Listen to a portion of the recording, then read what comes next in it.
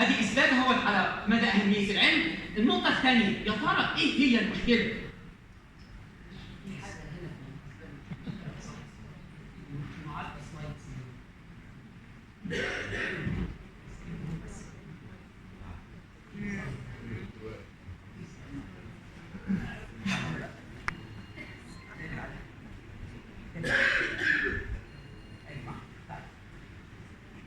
طيب ايه هي المشكله؟ ايه هي المشكله اللي عندي؟ ان في ناس دلوقتي كتير بتموت من ايه؟ احد الامراض المهمه هي السرطان. طب وايه اللي احنا نقدر نعمله من كده؟ ادي مشكله موجوده عندي. مشكله كبيره بتواجه ناس كتيره فينا. طيب في مستشفى اتعملت هنا، ده كله عن طريق العلاج الكيميائي. طيب في مشكله ثانيه وهي الامراض الميكروبيه اللي هي بتصيب الانسان. لو الوضع استمر على ما هو عليه طبقا للابحاث العالميه في 2030 ناس كتيره جدا هتموت. ليه؟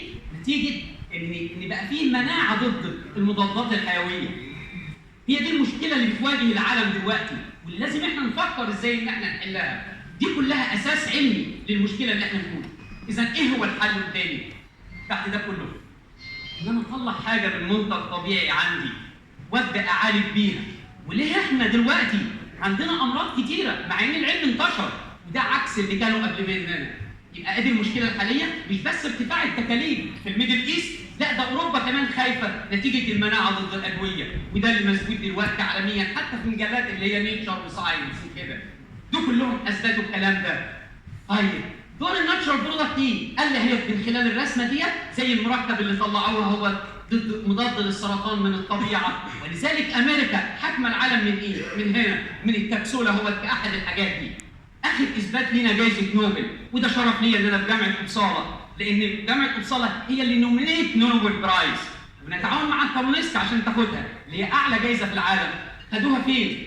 في منتجات الطبيعه، اللي هو في الكبسول اللي جاي من الشيا. يبقى ده اثبات على ان انا لازم ارجع تاني للطبيعه.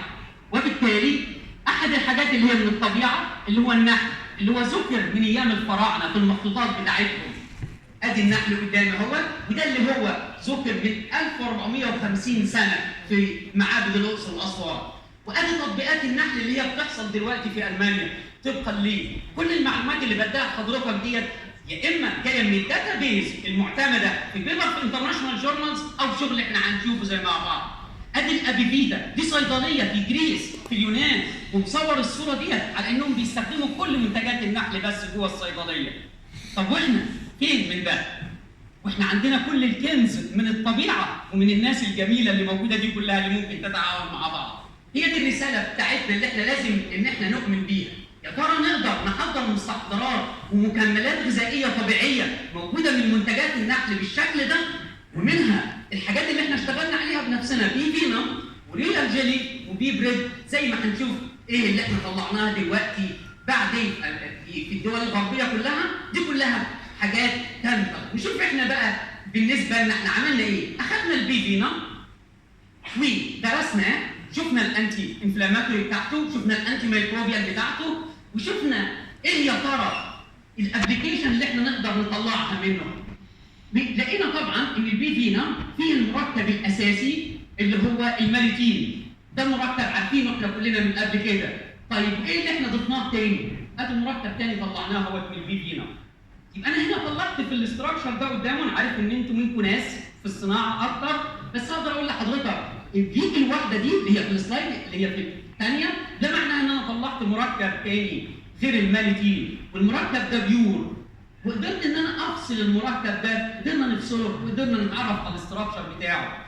دي حاجه ثانيه هي بتقدرنا نضيفها غير الماليتين اللي احنا كلنا عارفينه. وادي مركب ثاني الالومين برضه طلعناه وقدرنا نثبت الاستراكشر بتاعه ونشوف الاكتيفيتي بتاعته. وادي النتيجه في الاخر ان احنا قدرنا ننشر البحث ده. وادي فريق العمل اللي انا اتكلمت عنه في صدر المحاضره بتاعتي، ادي الناس اللي هي مشتركه فيه وتم تنفيذ الكلام ده. طيب نيجي للقصه الثانيه وهي الرويال جيلي. الرويال جيلي فيه مركب اسمه رويال سين. الرويال سين ده هو مركب بوليبيبتايد وتم اكتشافه من فتره، لكن مفيش حد قدر ان هو يحضره في المعمل خالص، ومفيش حد قدر يعمل عليه هيدروليسيس عشان يشوف المكونات بتاعته هي ايه. ده كان التحدي بتاعنا. وهل يا ترى نقدر ان احنا نستخدمه كمان كانتي ايجنج في الكافيين؟ هو ده السؤال. لان لازم يكون فيه سبب، لان الرويال جيلي ده فيري اكسبنسيف. ليه غالي جدا؟ ده اللي احنا لازم نفكر فيه. ده اللي احنا عملناه اهو.